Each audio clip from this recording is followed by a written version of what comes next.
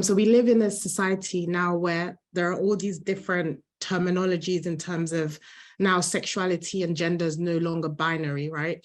It's like you have some people who say, I'm not a man, I'm not a woman, I'm fluid. I can be a man when I wake up, I can be a woman when I go to sleep. So with these, sorts of people now existing in society, what is the Islamic position on marrying someone like this? Because there are a lot of people, especially in the UK, where you have a lot of Muslims that are actually coming out and saying, oh, I'm transgender Muslim. So what is the position on Islam when it comes to that? Can these type of Muslims marry each other? And can Muslims generally marry people that identify as being transgender?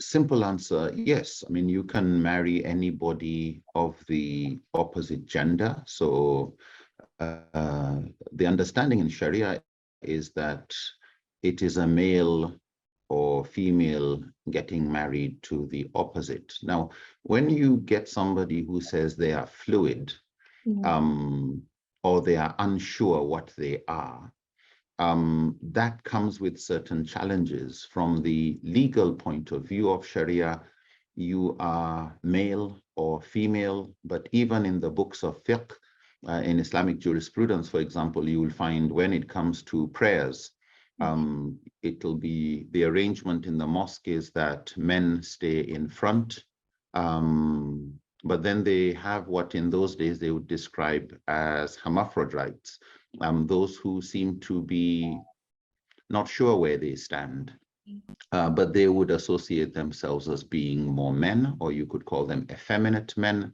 and they would be next, then the women. Sometimes the children where the women can see them, just in case women get distracted by children who at that age usually would be a major distraction for their mothers.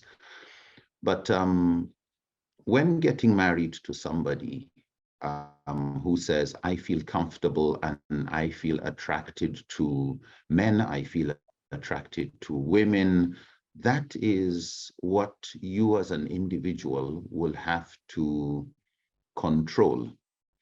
When you are a man and you feel comfortable or you have same-sex attraction, then it's for you to control it. What is haram is for you to have a sexual relation or be in a romantic relationship with somebody who, number one, is of the same gender as you, number two, somebody you are not married to.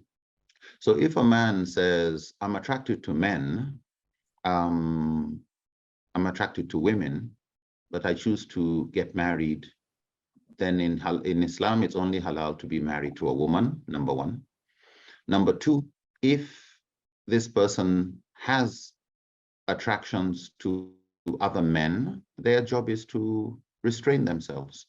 It's just like a man who is already married to a woman and says, I'm attracted to other women. That's not halal, unless you're married to the person, or a woman who is married to a man and is attracted to another man or attracted to another woman. That's your personal struggle, your own internal jihad to stay faithful to the person you are married to. So for people who are fluid, for the purpose of marriage, fluidity here would be halal only in the part you can't control. I feel attracted to another person. Of course, in marriage, it comes with its own challenges, because we do have cases where the man is married to a woman, but he's attracted to other men and he's struggling to continue to show love to the woman. She didn't know this until much later on. So definitely issues surrounding transgender or people who have same-sex attraction or are not sure what they're attracted to will definitely find it more challenging to stay faithful to their husband or their wife.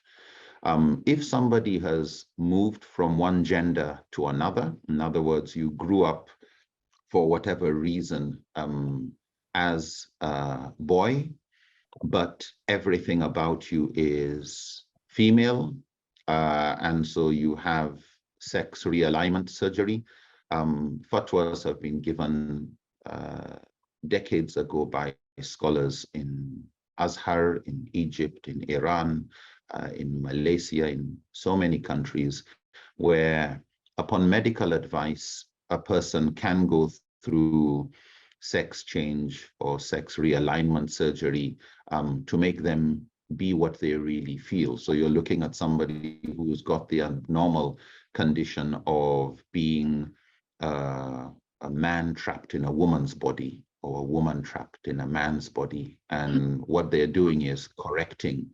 Sometimes these are things that are difficult for doctors to identify early on when they assign that this person is a male or female. But medical advances are able to make life easier for such people now. And so what they were when they were still young or teenagers is not as important as what is the person now in front of you.